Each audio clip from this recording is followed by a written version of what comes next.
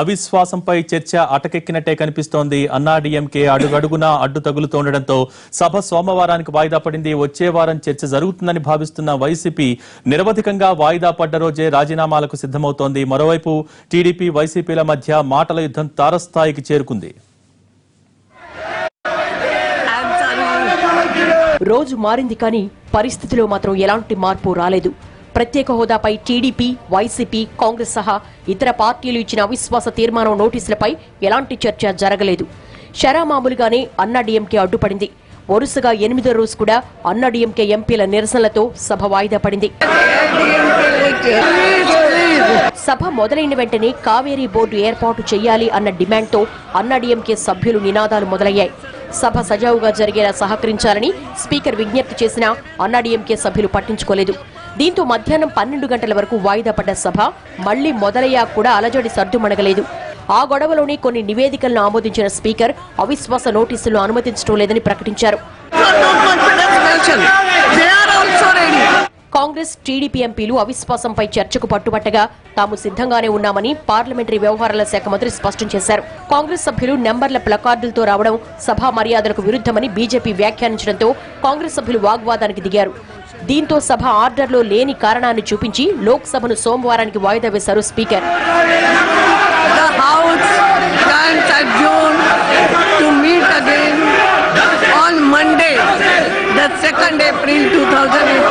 లోక్సభ నిరవధిక వాయిదా కాకుండా సోమవారానికి వాయిదా పట్టడంతో అవిశ్వాసంపై చర్చకు ఆస్కారం ఉంది అన్న ఆశాభావంతో ఉన్నారు వైసీపీ ఎంపీలు.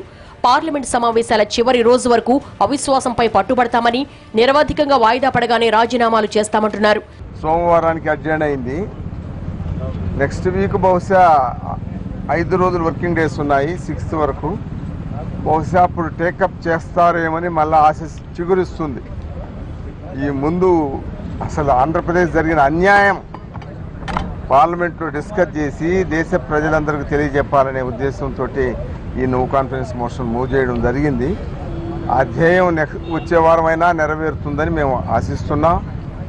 అందువల్ల తప్పనిసరిగా మనం జరిగిన అన్యాయాన్ని అంతా కూడా పార్లమెంట్లో డిస్కస్ చేసి దేశ ప్రజలందరికీ, రాజకీయ పార్టీలు అందరికీ కూడా తెలియజెప్పేదానికి ఒక అవకాశం వస్తుందని తెలుస్తున్నాం. షెడ్యూల్ ప్రకారం వచ్చే శుక్రవారం దాకా పార్లమెంట్ సమావేశాలు జరగాలి. కానీ సోమవారం కూడా సభలో ఇదే పరిస్థితి పునరావృతమయ్యే అవకాశం కనిపిస్తోంది. మరోవైపు అసెంబ్లీ సాక్షిగా మరోసారి కేంద్రం తీరును తీవ్రంగా తప్పుబట్టారు చంద్రబాబు. విభజన హామీలు, ఏపీ అవసరాలను ప్రస్తావిస్తూనే విపక్ష సభ్యులు నిందారోపణలను తిప్పికొట్టారు. ఎన్ని అడ్డంకులు సృష్టించాలని ప్రయత్నం చేసినా అది వాళ్ళకే నష్టం తప్ప మనకు కాదని చెప్పి కూడా ప్రజలందరికీ నేను స్పష్టం చేస్తున్నాను దిశ. అయితే హక్కుల కోసం పోరాడాలి, ఇక్కడ రాజీ లేదు. ఇది మనకు వచ్చిన న్యాయంగా రావాల్సిన హక్కులు ఇవన్నీ. అందుకే శాంతియుతంగా ముందుకు పోదాం అనుకుంటున్నాం. బీజేపీ చీఫ్ లేఖ తర్వాత టీడీపీ ప్రతిస్పందన తీవ్రంగా ఉండడంతో అందులో ఏమన్నా తేడాలుంటే కేంద్రంతో మాట్లాడాలని సూచించారు బీజేపీ ఎమ్మెల్యే విష్ణుకుమార్ రాజు. ఏపీకి నష్టం జరిగిందంటూ ప్రజలను రెచ్చగొట్టద్దన్నారు. వారు లెటర్ రాశారు, ఒక అధ్యక్షుడి దగ్గర నుంచి ఒక అధ్యక్షుల వారికి వచ్చింది.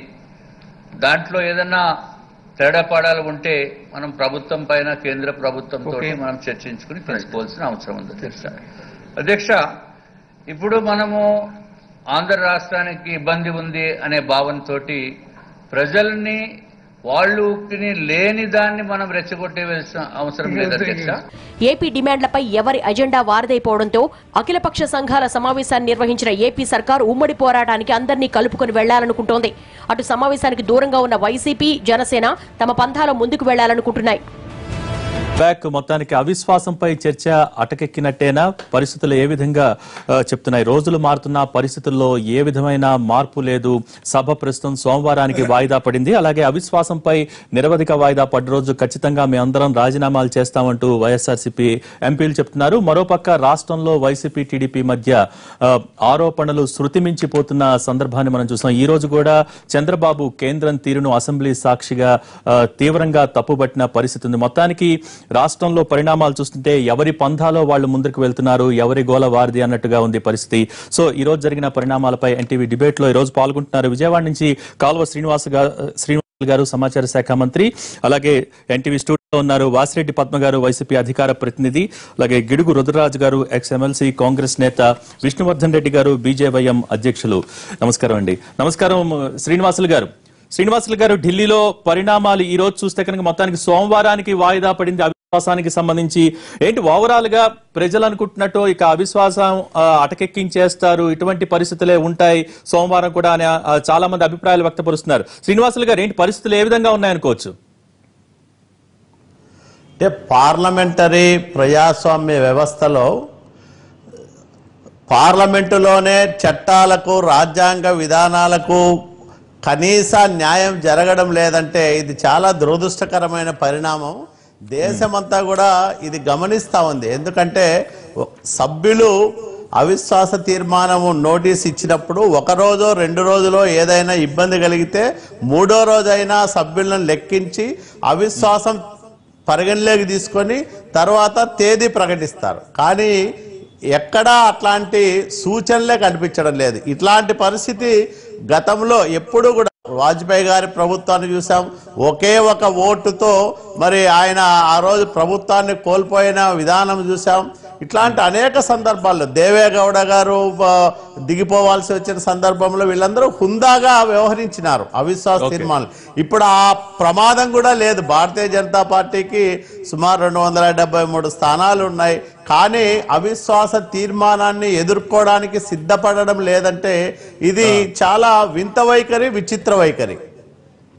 రైట్ శ్రీనివాసులు గారు, మీరు చెప్పింది బానే ఉంది. కానీ అవిశ్వాసం గురించి మీరు ఎక్కడా కూడా బయట మాట్లాడేది సందట్లో సడేమి అన్నట్టు విజయసాయి రెడ్డిని ఎందుకంటే ఇక్కడ టార్గెట్ చేస్తున్నారు అంటే పరిస్థితులు మొత్తం టర్న్ చేయడానికి, పక్కదో పట్టించడానికే మీరు ఇటువంటి కామెంట్స్ చేస్తున్నారనేది వాళ్ళు చెప్తున్నమాట. మాకు అవసరమేమొచ్చింది? మేము దేన్ని టర్న్ చేయడానికి, దేన్ని కప్పిపుచ్చడానికి? అక్కడ ఆయన ఒక ప్రధానమంత్రి గారికి పాదాభివందనం చేయడానికి ప్రయత్నం చేశారనేది టీవీల్లో మనం మీడియాలో చూసిన తర్వాత ఆయనే రెచ్చిపోయి ఫ్రస్ట్రేషన్లో ఇష్టం వచ్చినట్లు మాట్లాడి 40 సంవత్సరాల సుదీర్ఘ రాజకీయ చరిత్ర ఉన్న నాయకుడి పట్ల మాట్లాడాల్సిన భాషైనా, వాడాల్సిన పదాలైనా మీరే చెప్పండి. ఎవరైనా ప్రజాస్వామ్యంలో ఇంత దారుణంగా మాట్లాడిన సందర్భం ఉందా? ఎట్లా పడితే అట్లా, ఏం పడితే అది మనిషికి ఇష్టం వచ్చినట్లు మాట్లాడి ఈరోజు మరి అంత రాజకీయాలంటేనే ఈరోజు ఒక జుగుప్స కలిగే విధంగా వీళ్ళ బిహేవియర్ కానీ వీళ్ళ ప్రవర్తన కానీ ఉంది. మనం చూస్తూ ఉన్నాం.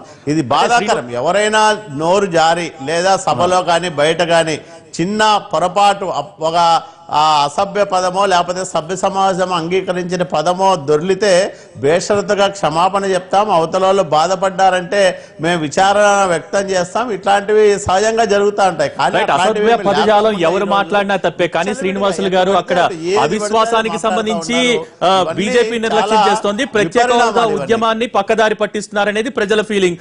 ఆరోపణలు, ప్రత్యారోపణలు, శృతి మించిన ఆరోపణలతో ఈ రోజు పార్టీలు ప్రత్యేక హోదా ఉద్యమాన్ని మర్చిపోతున్నారనేది ప్రజల ఫీలింగ్. దానికేం సమాధానం చెప్తారు? ప్రత్యేక హోదా రావాలనేది తెలుగుదేశం పార్టీగా లేదా మా నాయకుడు చంద్రబాబు నాయుడు గారు ఈ రాష్ట్ర ముఖ్యమంత్రిగా ప్రారంభం నుంచి మేము చేస్తున్న డిమాండ్, మేము ఇచ్చిన అనేక విజ్ఞాపనలో మొదటి డిమాండ్గానే, మొదటి కోరికగానే మేము ఇది పెట్టుకుంటూ వచ్చాం. కానీ ఈ 14వ ఆర్థిక సంఘం సిఫార్సుల నేపథ్యంలో ఈ పదము వాడలేమో, మిగతావన్నీ ఇస్తామన్నప్పుడు ఇవ్వండి అని అడిగిన మాట వాస్తవం. కానీ ఈరోజు ప్రత్యేక హోదా కావాలి. ఎందుకంటే ఈశాన్య రాష్ట్రాలకు ప్రత్యేక హోదాతో సమానంగా ఏవైతే పారిశ్రామిక రాయితీలు అట్లాగే కేంద్ర పథకాలకు ఇస్తున్న 90-10 నిష్పత్తి రేషియోలో ఇస్తున్న నిధులు ఇవన్నీ ఇస్తున్నారు. కాబట్టి మాకు కూడా వెసులుబాటు ఇవ్వండి, మాకు మా రాష్ట్ర హక్కుగా ఇచ్చిన మళ్ళీ గట్టిగా మాట్లాడుకుంటానే వ్యక్తిగత ఆరోపణల వైపు వెళ్ళిపోతుంది పరిస్థితి. పట్టించాల్సిన అవసరం మాకెందుకు? మేమే అడుగుతున్నాం. మేము దాని నుంచి మరి పక్కకు పోతే కదా మాకు ప్రత్యేక హోదా మీద పక్కదారి పట్టించాల్సిన అవసరం మాకేముంటుందండి? రైట్, విష్ణు గారు ఏమంటారు? మొత్తానికి బీజేపీ అవిశ్వాసానికి భయపడుతుందా లేకపోతే అన్నాటి ఫ్లోర్ మేనేజ్మెంట్ లో ఫెయిల్ అయిందా? దేనికో దానికి మీరు ఆన్సర్ చెప్పాలి ఖచ్చితంగా. రిషి గారు, నిన్న పార్లమెంట్కి సంబంధించిన సంఘటన మనం చూస్తే మొదట తెలుగుదేశం పార్టీకి సంబంధించినటువంటి రాజ్యసభ సభ్యుడు సీఎం రమేష్ గారు బయటకు వచ్చి మీడియా సమక్షంలో విజయసాయి రెడ్డి గారు ఏదో లోపల జరిగిపోయింది, ప్రధానమంత్రి కాళ్ళు పట్టేసుకున్నాడు, అయిపోయింది, మొత్తం ఆంధ్రప్రదేశ్ పరువంతా గంగలో కలిసిపోయిందని చెప్పి హడావిడి చేసిన తర్వాత విజయసాయి రెడ్డి గారు వచ్చి మీడియా ముందర కూర్చొని ఆయన ముఖ్యమంత్రి పట్ల మనం యాక్సెప్ట్ చేయలేనటువంటి అంశాలు, అసభ్యకరమైనటువంటి భాషను విజయసాయి రెడ్డి గారు కూడా మాట్లాడినారు. మేము భారతీయ జనతా పార్టీగా అట్లా వ్యాఖ్యలను ఖచ్చితంగా వైసీపీ ఇప్పుడైనా వెనక్కి తీసుకోవాలా, ముఖ్యమంత్రి గారి పట్ల మాట్లాడిన వ్యాఖ్యలు అట్లా వ్యక్తిగత దూషణలు పోవద్దని మేము చెప్తాం. వాళ్ళు పోద్దని చెప్తున్నాం, తెలుగుదేశం పార్టీ కూడా పోతుంది. తెలుగుదేశం పార్టీలో ఒకళ్ళు ముఖ్యమంత్రి గారు మాట్లాడకపోవచ్చు కానీ మిగతా కొంతమంది మాట్లాడుతున్నారు చాలా అసభ్యకరమైన పదాలు, కొంతమంది మంత్రులు, కొంతమంది ఎమ్మెల్సీలు తెలుగుదేశంలో కూడా మాట్లాడుతున్నారు. అయితే ముఖ్యమంత్రి గారు ఎప్పుడు కూడా ఆ రకమైన భాష ఎప్పుడు వాడలేదు. మనం చంద్రబాబు నాయుడు గారి వరకు మనం కొంత ఎగ్జామ్షన్ చేయొచ్చు, ఆయన కూడా ఈ సందర్భంలో కొంత ఫ్రస్ట్రేషన్లు, ఉగ్రవాద అట్లా పదాలు వాడచ్చు కానీ కుటుంబాల పేర్లు లేకపోతే వ్యక్తిగతాన్ని మాట్లాడలేదు. అయితే పెద్దలు కాళ శ్రీనివాస్ గారు మాట్లాడిన అంశానికి వస్తే అంతకంటే ముందుకు ఇంకోటి ఏంటంటే ఈ మధ్య సోషల్ మీడియాలో ఈరోజు నిన్న ఏదో ముఖ్యమంత్రి గారు పాదావందనం చేశాడు ప్రధానమంత్రి గారికి అన్నట్టు చాలా తప్పది. ముఖ్యమంత్రి గారు ఎప్పుడూ పాదావందనం చేయలేదు. విజయసాయి రెడ్డి గారు కూడా ఇప్పుడు దాకా అందుతున్న సమాచారం మేరకు ఆయన ఏమి గౌరవప్రదంగానే నమస్కారం పెట్టారు. అందరూ పెడతారు అట్లా ప్రధానమంత్రికి. నాకు ముఖ్యమంత్రి గారు లేదా కాళ శ్రీనివాస్ గారు వారు ఒక మంత్రిగా నాకు కనపడితే, లేదా ఒక మాజీ ఎమ్మెల్యేగానో లేదా మాజీ మంత్రిగా మాట్లాడినా లేదా ప్రజెంట్ మంత్రిగా కనపడినా మనం గౌరవిస్తాం. అది కామన్. రుద్రరాజు గారు ఎమ్మెల్సీగా పనిచేశారు, వారు వస్తే గౌరవం ఇవ్వడం అనేది సర్వసాధారణం. అట్లా నిన్న జరిగినటువంటి అంశం కూడా కొంతమంది దాని ఏదో బీజేపీ ప్రచారం చేస్తుందని కూడా కొంతమంది మాట్లాడతాం. మేము బీజేపీగా నిన్న లైవ్ లో కూడా డిస్కషన్లో స్పష్టంగా చెప్పాం, ముఖ్యమంత్రి గారు ఎక్కడ పాదాబంధనం చేయలేదు, అది సోషల్ మీడియాలో దుష్ప్రచారం, తప్పది, భారతీయ జనతా పార్టీకి సంబంధం లేదు, మేము ఖండిస్తున్నాం దాన్ని. అయితే పార్లమెంటు జరుగుతున్నటువంటి అంశానికి సంబంధించిన విషయంలో వస్తే పార్లమెంటు మొదటి నుంచి ఇప్పటి వరకు చూడండి, తెలుగుదేశం పార్టీ ప్రత్యేక హోదాకు సంబంధించిన అంశంలో మొదట కేంద్రం ఇచ్చింది అంతా బాగుందని చెప్పారు, ఒక రోజు ఒక రకంగా మాట్లాడారు, ఒక రోజు మాట్లాడారు, వాళ్ళే ఒక కన్ఫ్యూజ్ అయిపోయారు. మరి ఎందుకో అది తెలీదు.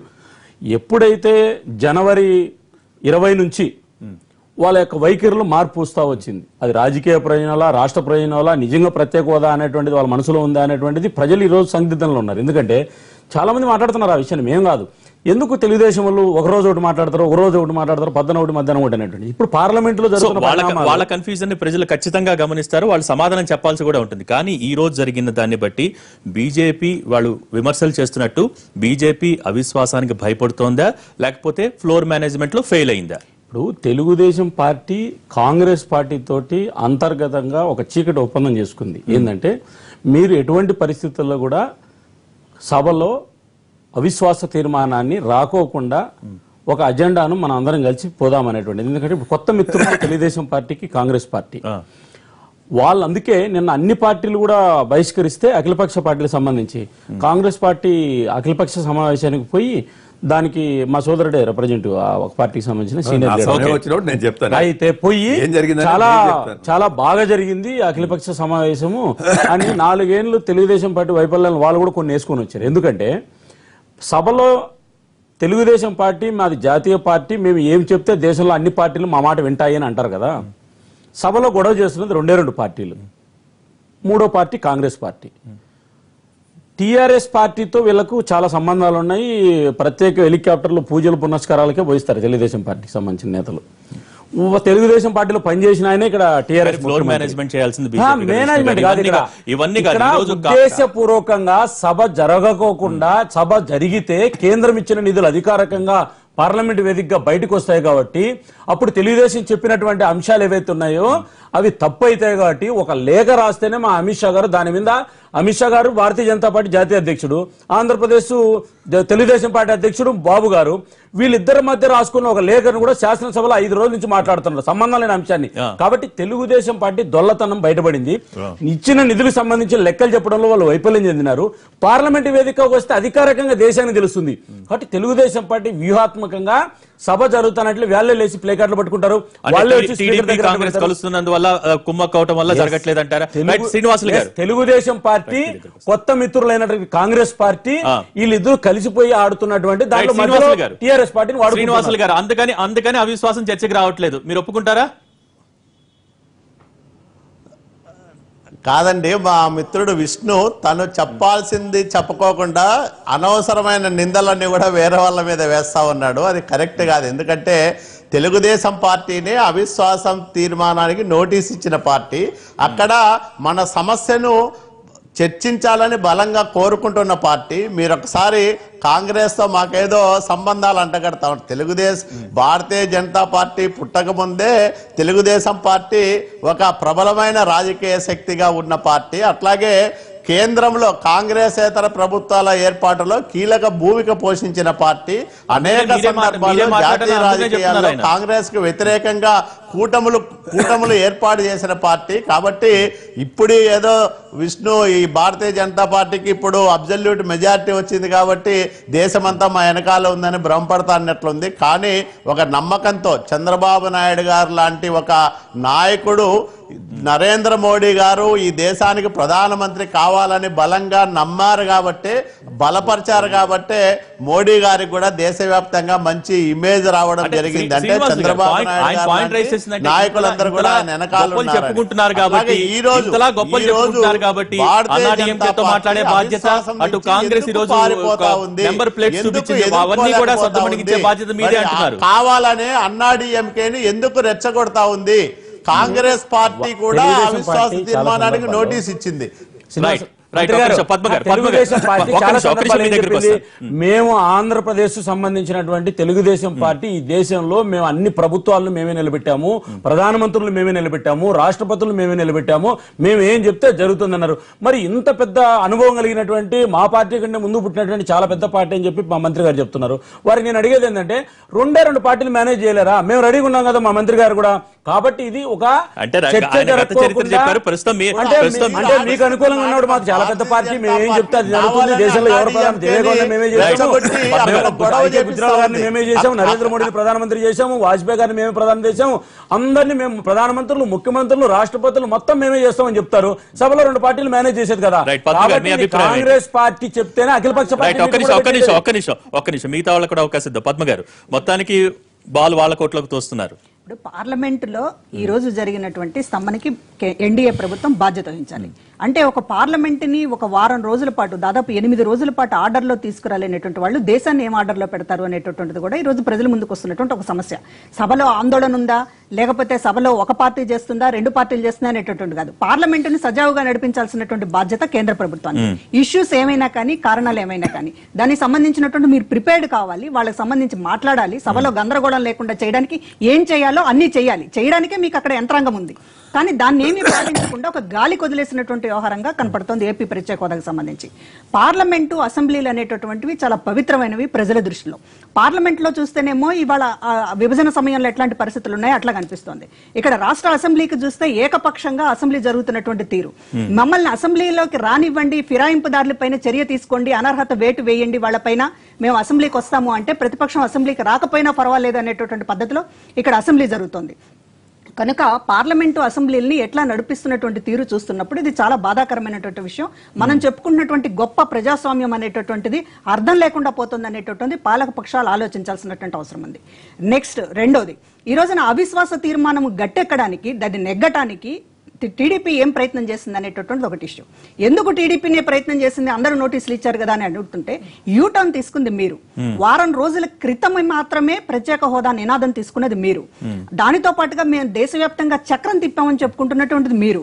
మేము అనేక మంది ప్రధానుల్ని, అనేక మంది ప్రభుత్వాలను ఏర్పాటు చేస్తున్నటువంటి చరిత్ర ఉంది అని చెప్పుకుంటున్నటువంటి వాళ్ళు, యూటర్న్ తీసుకున్నటువంటి వాళ్ళు ఈ 4 ఏళ్ల మోసానికి, రాష్ట్ర ప్రభుత్వ బీజేపీతో కలిసి రాష్ట్ర ప్రజలకు చేసినటువంటి అన్యాయం, మోసానికి బాధ్యత వహిస్తూ ఢిల్లీలోనే కూర్చొని చంద్రబాబు నాయుడు గారు అవిశ్వాస తీర్మానాన్ని నెగ్గించడానికి చేసేటటువంటి సిన్సియర్ ప్రయత్నం ఒక్కటి లేదు.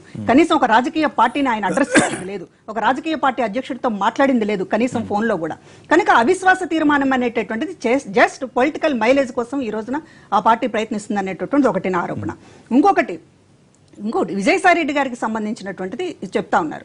40 ఏళ్ల అనుభవం కలిగినటువంటి ఒక ముఖ్యమంత్రి మీద అట్లా మాట్లాడడం తగునా అని నేను అంటున్నాను. 40 ఏళ్ల అనుభవం ఉన్నటువంటి ఒక ముఖ్యమంత్రి ఒక అసెంబ్లీలో కేసులు విచారణలో ఉన్నటువంటి ఒక వ్యక్తిని పట్టుకొని నేరగాడు, ఆర్థిక నేరగాడు అని ప్రకటించడం మీరు ఎక్కడైనా విన్నారా? ఇది 40 ఏళ్ల అనుభవం ఉన్నటువంటి ముఖ్యమంత్రి చేయాల్సినటువంటి పనేనా? అంటే మీరైతే ఏ మర్యాదలు పాటించరు.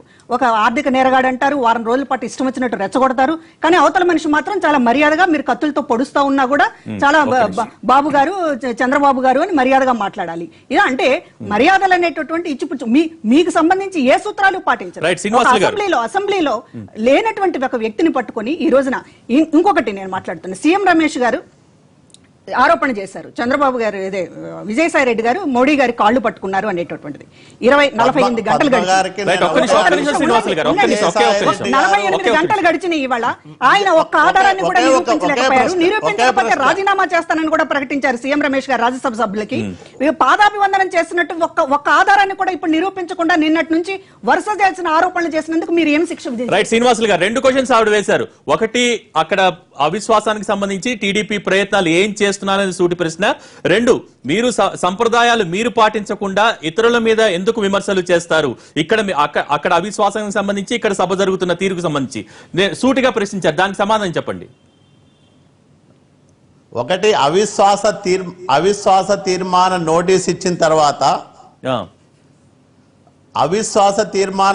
ఇచ్చిన తర్వాత ఆ సభ్యులను లెక్కిస్తారు. ఆ లెక్కించిన తర్వాత ఎప్పుడు అవిశ్వాస తీర్మానం చర్చించాలో ఒక తేదీ నిర్ణయం చేస్తారు. ఆ తేదీ లోపల మనము మిగతాటివన్నీ సమకూర్చుకుంటాం. కాబట్టి ఆ సంఖ్యకి ఇప్పుడు సమస్య లేదు.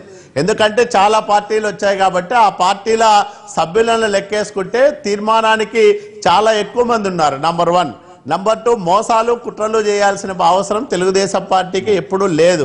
అదంతా కూడా వైఎస్ఆర్ పార్టీ సొంతం. రెండోది, నేను అడుగుతున్న పద్మ గారిని సూటిగా ఒకే ఒక్క ప్రశ్న, మీరు విజయసాయి రెడ్డి గారు చేసిన వ్యాఖ్యను సమర్థిస్తారా? ఒక మహిళగా ఉండి, ఒక అమ్మగానో ఒక తల్లిగా ఒక చెల్లిగానో మీరు ఉంటారు.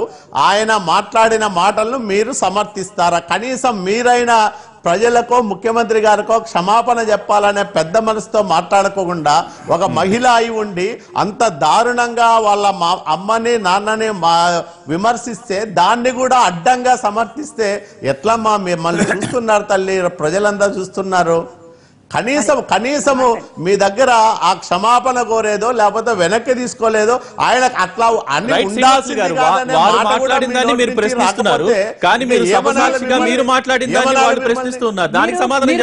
వేయటానికి మాత్రమే అలవాటు పడ్డారు. ప్రశ్నలకు సమాధానాలు చెప్పేటటువంటి ఇదిలో మీరు లేరు. మీరు ఎందుకంటే 40 ఏళ్ల అనుభవం అనేటటువంటి దాంట్లో అన్ని కొట్టుకుపోతాయని అనుకుంటున్నారు.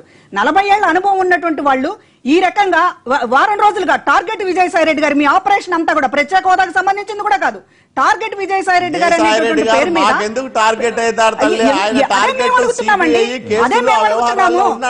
ప్రైమ్ మినిస్టర్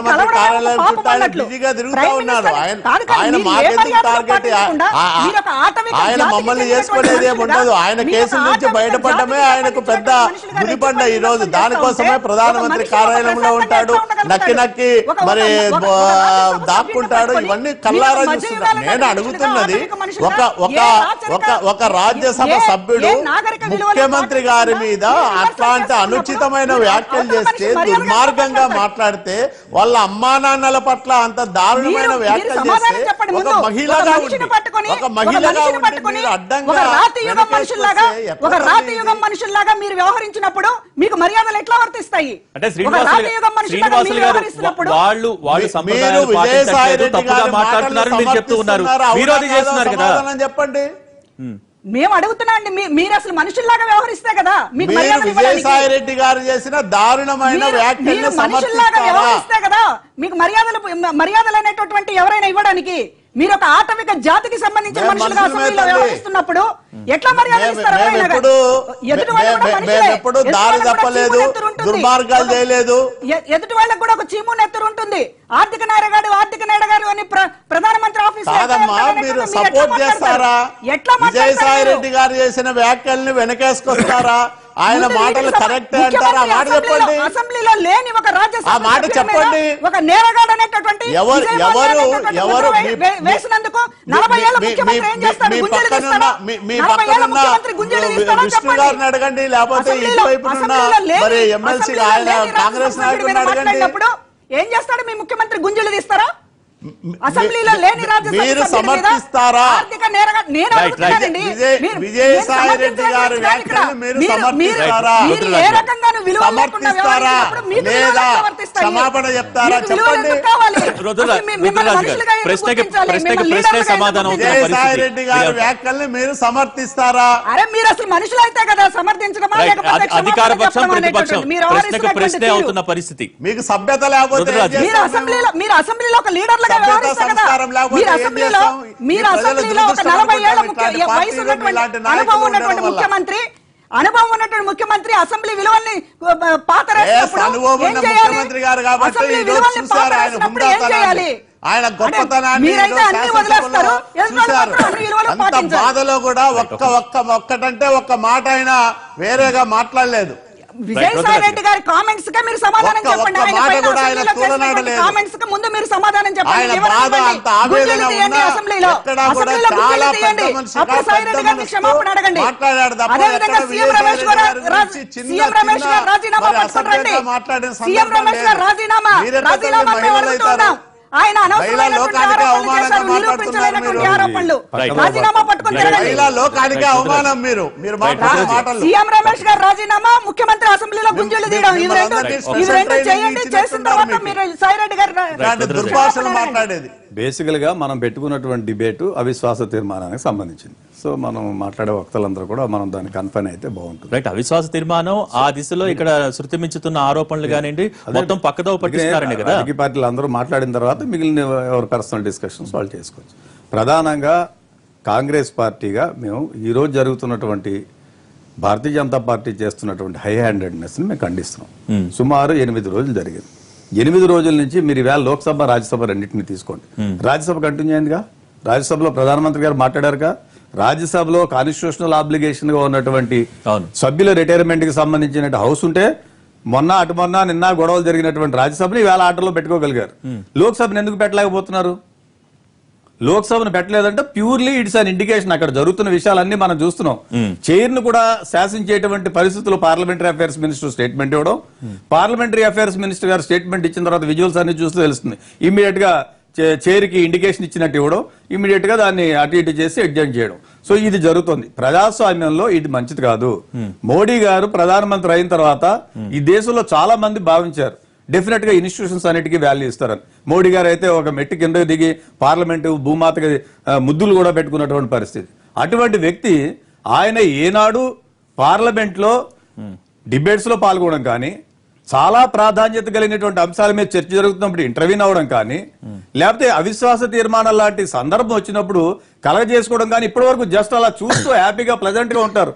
ఒక రాష్ట్రానికి సంబంధించినటువంటి ప్రధానమైన సమస్య. ఓకే, దాంట్లో ఈ రాష్ట్రంలో ఉన్నటువంటి అన్ని రాజకీయ పార్టీలు అడుగుతున్నాయి. ప్రామిస్ చేసింది వాళ్లే. నరేంద్ర మోడీ గారు తిరుపతిలో ఉన్నప్పుడు మాట్లాడినటువంటి దానికి ఆయన ప్రామిస్ చేశారు, స్పెషల్ కేటగిరీ స్టేటస్ ఇస్తా అన్నారు. ఓకే, మేజర్ పార్టీ కాంగ్రెస్ అవిశ్వాస తీర్మానం ఇచ్చింది, జగన్ గారి పార్టీ ఇచ్చింది, తెలుగుదేశం పార్టీ ఇచ్చింది, ఇంకా కొన్ని రాజకీయ పక్షాలు కలిసి వచ్చాయి. మీకు పెట్టడానికి ఇబ్బంది ఏముంటుంది?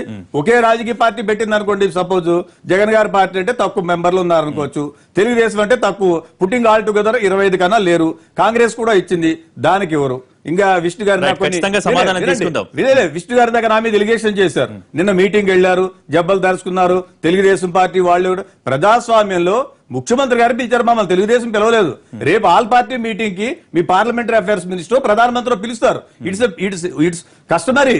మీరు ప్రతిసారి రాజ్యసభలో కానీ లోక్సభలో కానీ ఆల్ ఫ్లోర్ లీడర్స్ పిలుస్తారు, వెళ్తాం మేము. ముఖ్యమంత్రి గారు పిలిపారు, మాకు బాధ ఉంది, ఈ రాష్ట్రానికి అన్యాయం జరుగుతుంది, వెళ్ళాం. నిన్నటి వరకు మీరు జబ్బలు తరుచుకుని మీ కేబినెట్ లో వాళ్ళ మంత్రులుండి, వాళ్ళ కేబినెట్ లో మీరు మంత్రులుండి, వాళ్ళని మోసి మీరు వాళ్ళని తీసుకుని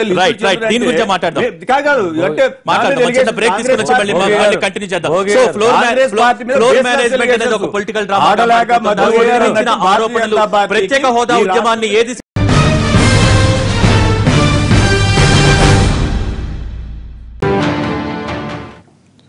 వెల్కమ్ బ్యాక్. విష్ణు గారు, ఇందాక రుద్రరాజు గారు క్వశ్చన్ చేశారు, రాజ్యసభలో జరిగింది లోక్సభలో ఎందుకు జరగట్లేదని బీజేపీకి సూటి క్వశ్చన్ వేశారు. దాని తర్వాత ఈ రోజు ముఖ్యమంత్రి మాట్లాడిన దాని గురించి కూడా మనం మాట్లాడదాం. ముందర దానికి సమాధానం చెప్పండి. దాంతోపాటు పెద్దలు శ్రీనివాస్ గారు ఒక విషయం చెప్పారు. మామూలుగా వారు మాట్లాడరు కానీ మరి ఎందుకో మాట్లాడారు. తెలుగుదేశం పార్టీలో ఒకటి బ్యాక్ ఆఫీస్ నాలెడ్జ్ సెంటర్ ఉంటుంది. Telugu Desam party knowledge centre script ఇచ్చేస్తారు. మామూలు మా సీనన్నకైతే అవసరం లేదు ఆ స్క్రిప్ట్. ఏంటంటే ప్రధానమంత్రి కార్యాలయం చుట్టూ విజయసాయి రెడ్డి గారు తిరగకూడదు, ప్రధానమంత్రి కార్యాలయం చుట్టూ ఎంపీలు తిరగకూడదు. ఈ దేశంలో 11 మంది ముఖ్యమంత్రుల మీద అవినీతి ఆరోపణలు ఉన్నాయి, వివిధ రకాల కేసులు ఉన్నాయి, కొందరు రాజకీయ కక్షలతో కూడా కేసులు ఉన్నాయి. మరి ప్రధానమంత్రి ముఖ్యమంత్రులను కలవకూడదు, వాళ్ళ మీద కేసులు ఉన్నాయి. కాబట్టి ఒక లల్లూ ప్రసాద్ యాదవ్ మాదిరి ఏదైనా శిక్ష పడినటువంటి ఒక మాజీ ముఖ్యమంత్రిని కలిస్తే తప్పు అవుతుంది. కానీ కాబట్టి వితండు వాదన, ప్రధానమంత్రి పదవిని దిగజార్చేటువంటి కార్యక్రమాలు ఈ మధ్య తెలుగుదేశం వాళ్ళు బాగా చేస్తున్నారు. మాట్లాడితే ప్రధానమంత్రి కార్యాలయం. కోలా కృష్ణమోహన్ అనేటువంటి వ్యక్తి యూరో లాటరీ అని చెప్పి ఒక బోగస్ లాటరీని తీసుకొచ్చి ₹1 కోటి తెలుగుదేశం పార్టీ ఫండ్ ఇచ్చాడు. వినాలా? మరి ఆ తెలుగుదేశం పార్టీ కాబట్టి కృష్ణ యాదవ్ అనేటువంటి వ్యక్తి తెలుగుదేశం పార్టీలో కీలక నేత, స్టాంపుల కుంభకోణంలో ఇరుక్కున్నాడు. ఆయన వ్యక్తిగతం అది, దాన్ని తెలుగుదేశం పార్టీకి ముడిపెట్టేకి అవుతుందా? కాబట్టి ఒక వ్యక్తి మీద ఆరోపణలు ఉన్నాయి. ఆరోపణలు ఉన్నటువంటి సందర్భంలో ఆయన పార్లమెంట్ సభ్యుడు, ఆయన నిరూపించబడినటువంటి వ్యక్తి కాదు. కాబట్టి ప్రధానమంత్రి కార్యాలయానికి ఎవరు పోవాలా? తెలుగుదేశం పార్టీ వాళ్ళు నిన్నటి వరకు ప్రధానమంత్రి గొప్పోడు, ఆయన నీతివంతుడు, ఆయన కంటే గొప్పోడు లేడు అని మీరు చెప్పి, ఇప్పుడేమో మీకు నచ్చకుండా పోయాలకు మీరేదో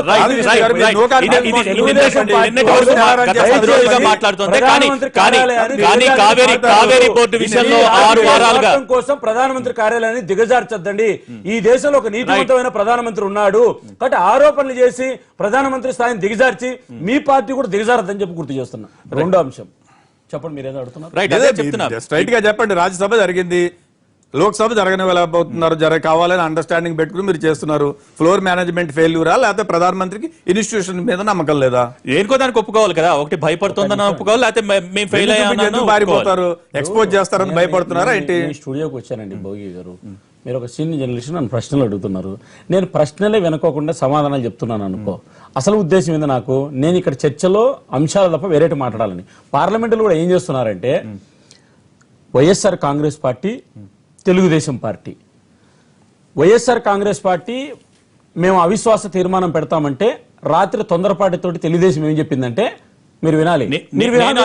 నేను అదే చెప్తున్నా, ఇక్కడ మీరు మాట్లాడాల్సింది మాట్లాడలేదు. 6 వారాల్లోగా డెసిషన్ తీసుకోమని సుప్రీంకోర్టు దాని గురించి మాట్లాడట్లేదు. తర్వాత విడిగా పిలిచి సభ్యులందరి చేత మాట్లాడాలి, కేంద్ర పాలకులు మాట్లాడాలి, దాని గురించి మీరు మాట్లాడట్లేదు. దాని గురించి మాట్లాడండి. మీరు కూడా డైవర్షన్ స్కీమ్ లో ఉన్నారు. నేనేం డైవర్ట్ చేశాను? ఇందాక రకరకాల ఎలిగేషన్ చేశారు కాంగ్రెస్ మీద, మీరు బీజేపీ మీద చెప్పండి ఇప్పుడు క్లారిటీ. శ్రీనివాస్ గారు మీ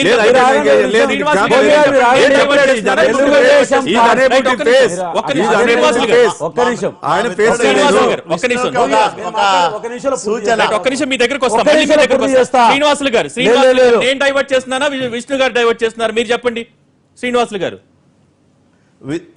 విష్ణు టోటల్ సబ్జెక్ట్ ని డైవర్ట్ చేసే ప్రయత్నం చేస్తున్నాడు. మేము అనింది తీవ్రమైన నేరారోపణలున్న కేసుల్లో అత్యంత ప్రధానమైన నిందితుడు A2గా ఉన్న వ్యక్తి ప్రధానమంత్రి కార్యాలయంలో దాక్కోవాల్సిన అవసరం లేదు, ఆ చుట్టూ ప్రదక్షిణలు అదే పనిగా చేస్తున్నాడు.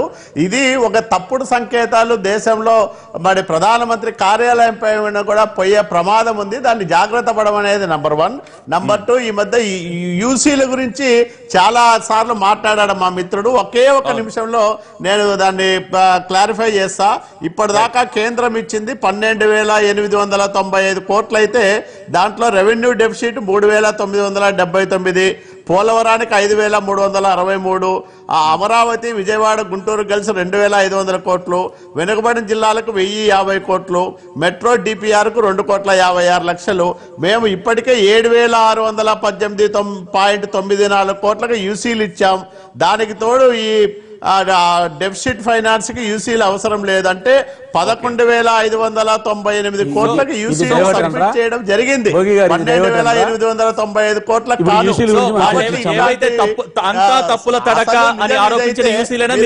ఇవ్వలేదు. యూసీలు ఇవ్వడానికి తప్పించుకుంటాను మాట్లాడుతుంటే మధ్యలో మా రాజుగారు మధ్యలో దేశం ముందున్న సమస్య లేదా పార్లమెంట్ ముందున్న సమస్య అవిశ్వాస తీర్మానం. అవిశ్వాస తీర్మానం మీద చర్చకు భారతీయ జనతా పార్టీ సిద్ధంగా ఉందా లేదా? ఉంటే మరి రాజ్యసభలో ఫ్లోర్ మేనేజ్మెంట్ చేసుకున్న అధికార పక్షం లోక్సభలో ఎందుకు చేసుకోలేకపోతా ఉంది? మళ్ళీ నేను ఇంకోసారి బాగా చెప్పారు. మీరు మామూలుగా సమాచార శాఖ మంత్రి కదా, మీ ప్రెస్ కాన్ఫరెన్స్ లో చెప్పినట్టు చెప్పేశారు. ఎందుకంటే మంత్రిత్వ శాఖ మీదే కదా. మంత్రి గారు ఖండిస్తారా? మంత్రి గారు చెప్తారా? ఒకసారి మంత్రి గారు అసెంబ్లీలో ఎవరిని మాట్లాడినారు, మాట్లాడినారు, మీరు సమాచార శాఖ మంత్రి కాబట్టి. విష్ణు గారు అదే చెప్తున్నా. ఈ రోజు కాలువ శ్రీనివాసులు గారు ఇప్పుడు యూసేజ్ గురించి ప్రస్తావించినా, లేకపోతే అవిశ్వాసం గురించి ప్రస్తావించిన, యూసేజ్ కి సంబంధించి కూడా ఇప్పటిదాకా ఇవ్వలేదని కొంతమంది బీజేపీ నేతలు అన్నారు. ఇచ్చినవన్నీ తప్పులు తడకని కొంతమంది బీజేపీ నేతలు అంటున్నారు.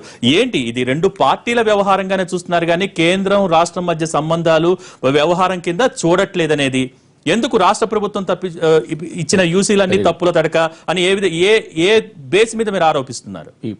ఈ రోజు ప్యానెల్లో మాట్లాడతారండి ఒక ప్రభుత్వం తప్పు. అదే సమాధానం చెప్తున్నారు విష్ణు గారు. ఈ రోజు ప్యానెల్లో కాలువ శ్రీనివాస్ గారు కాకుండా ఇంకొకరు ఉండింటే గానా నేను వేరే రకమైనటువంటి పదాలు వాడాల్సి వచ్చు. ఎందుకంటే ఇప్పుడు మనమే సాక్షి. పద్మ గారు, మా గిరిటి ధృవరాజు గారు, మీరు, మంత్రి గారు, చిన్న ప్రశ్న అడుగుతున్నా. వారి మీద నాకు విశ్వాసం ఉంది. 4 సంవత్సరాలుగా ఒక కన్ఫ్యూజ్ ఉంది రాష్ట్రంలో. కేంద్రం ఇచ్చింది, రాష్ట్రం ఇవ్వలేదు. యూసీలు ఇవ్వలేదని మేము, ఇచ్చామని మీరు. ఈ టీవీల ముందర ప్రెస్ కాన్ఫరెన్స్లోన లీకులు, నాలెడ్జ్ సెంటర్ల బదులు నేను ఇప్పుడు అడుగుతున్నా, ముఖ్యమంత్రి గారితో మాట్లాడి, ఆర్థిక శాఖతో మాట్లాడి, ఒక 4 రోజుల్లో ఆంధ్రప్రదేశ్ రాష్ట్ర ప్రభుత్వము వారు సమాచార పౌర సంబంధాల శాఖ మంత్రి మాట్లాడితే నీకు చెప్పారు. మీరు ఉలికి పడుతున్నారేంది?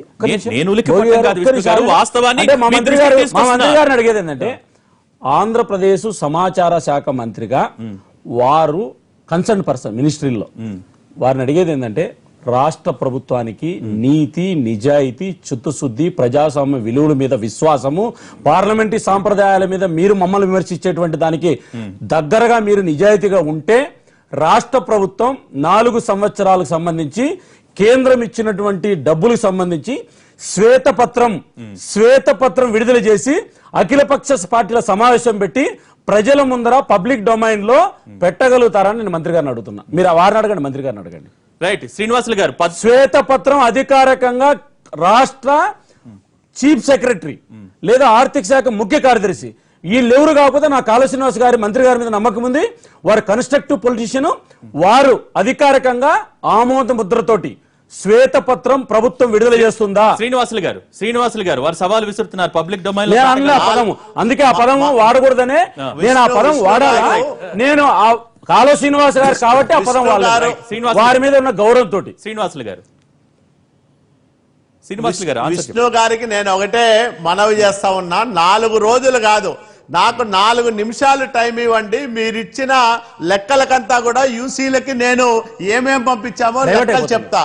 లేదా మీ ఇవ్వండి, నేను 896 కోట్లకు సంబంధించిన యూసీలన్నీ కూడా నేను ఇప్పుడే 4 నిమిషాల్లోనే మీకు మెయిల్. మంత్రి గారు మీరు చాలా తెలివైన వాళ్ళు. అన్ని శాఖలకు సంబంధించి అన్ని శాఖలకు సంబంధించినటువంటి శ్వేతపత్రాన్ని విడుదల చేస్తుందా? అలాగే దానికి సంబంధించి కాంగ్రెస్ అభిప్రాయం తీసుకోండి. జాతీయ పార్టీగా వైఎస్ఆర్ మీరు 4 నిమిషాల్లో ఒక్కసారి నా మాట వినండి.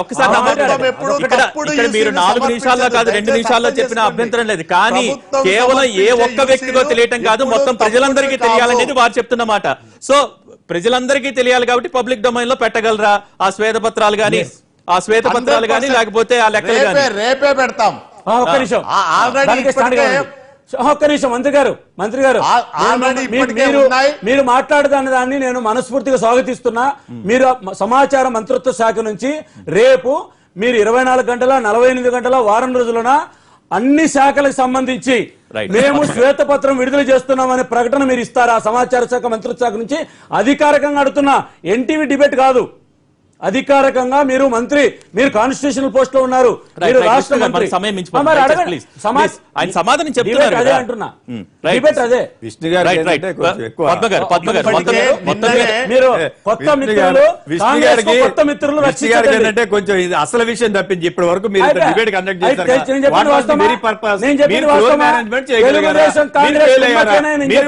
ఇది ఉంటారా అంటే ఒక మాట చెప్పలేకపోయాడు. ఈ రోజు చెప్పినా అంతే, రేపు చెప్పినా అంతే. డిబేట్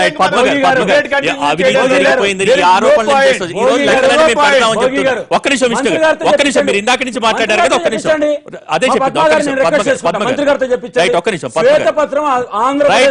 అదే చెప్తున్నారు. ఒక్క నిమిషం పబ్లిక్ డొమైన్ లో పెడతామని చెప్తున్నారు కదండి. ఆంధ్రప్రదేశ్ ప్రభుత్వం అధికారికంగా వైట్ పేపర్ 4 సంవత్సరాలు అదే అడుగుతారు. ఫైనల్ గా ఫైనల్ ఆన్సర్ ఆయన దగ్గరే తీసుకుందాం. రైట్ పద్మ గారు. కేంద్ర ప్రభుత్వము అధికారికంగా ఇవ్వాలి, రాష్ట్ర ప్రభుత్వం కూడా అధికారికంగా ఇవ్వాలి. ఇవాళ ఒకవైపు అధికారికంగా కాదు, ఒకళ్ళు లెక్కలు ఇచ్చి ఒకళ్ళు ఇవ్వకపోవడం కాదు. ఇవాళ పార్టీ తరపున రిలీజ్ చేస్తున్నారు, బీజేపీ తరపున రిలీజ్ చేస్తున్నారు, టీడీపీ తరపున రిలీజ్ చేస్తున్నారు. నిధులకు సంబంధించినటువంటి విషయం కేంద్ర ప్రభుత్వం తరపున ఇదేమన్నా విషయం అంటే కేంద్ర ప్రభుత్వ అధికారులు, చీఫ్ సెక్రటరీలు కూర్చుని తేల్చాల్సినటువంటి విషయం రాష్ట్ర ప్రభుత్వం తరపున ఇదేం సమస్య కాదు.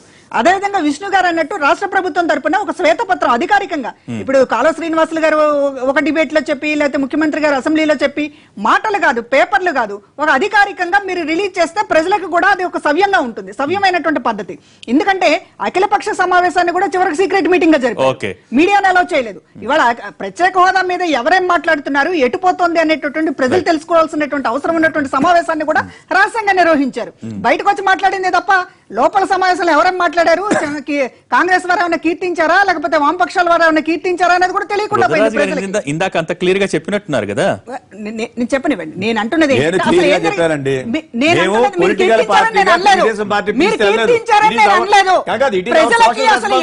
మీరు పిలవడం మేము వస్తాం, సిపిఎం పిలిస్తే వెళ్ళాం, సంఘాలు పిలిస్తే వెళ్ళాం, పవన్ కళ్యాణ్ గారు పిలిస్తే వెళ్ళాం. మా ఇంట్రెస్ట్ ప్రత్యేక తరగతి హోదా, దానికోసం నిలదీసారా లేదా? కాంగ్రెస్ పార్టీ అండి, ఇవ్వగలిగేది కాంగ్రెస్ పార్టీ. రెండు పార్టీలు రీజనల్ పార్టీ తెలుస్తున్నాను. వాళ్ళ శ్రీనివాసులు గారు రాష్ట్రంలో ఉన్నవి రెండు. వైఎస్ఆర్ సిపి రేపు అధికారంలోకి వచ్చినా కూడా వాళ్ళు చేయలేరు. It is only UPA government. Congress party అధికారంలోకి వచ్చినా చేయలేదు. కాంగ్రెస్ పార్టీ ఫైనల్ గా మీ ఆన్సర్ ఏంటి? ఈ ఛాలెంజ్లకి మీరు సమాధానం చెప్తారా? అనుమానాలు పటాపంచలు కావాలనేది వారు కోరుకుంటున్నది. మీరేం చెప్తారు ఫైనల్ గా? పెద్ద పదం వద్దులే. రాష్ట్ర ముఖ్యమంత్రి గారు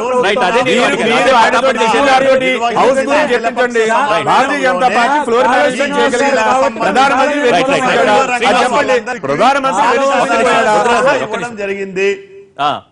శ్వేతపత్రం అధికారికంగా ఆ ప్రభుత్వ ఆమోద ముద్రతో 4 సంవత్సరాలు కేంద్రం ఇచ్చినటువంటి ఆంధ్రప్రదేశ్ అన్ని ప్రభుత్వ శాఖల లెక్కలను మీరు గవర్నమెంట్ ఆఫ్ ఇండియా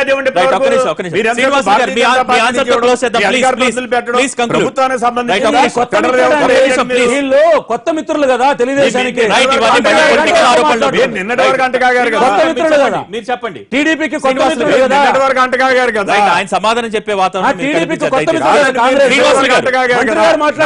రాష్ట్ర ప్రయోజనాలు సమయం మించిపోయింది అంటే మంత్రి గారు సమాధానం చెప్పకూడదు.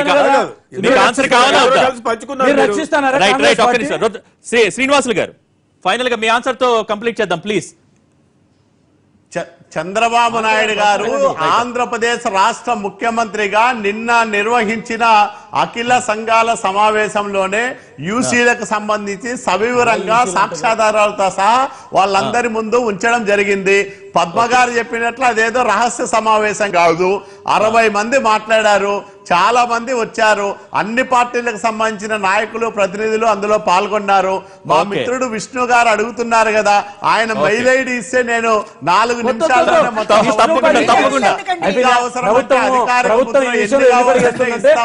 లోపం జరిగింది. అంటే మీరు శ్వేతపత్రం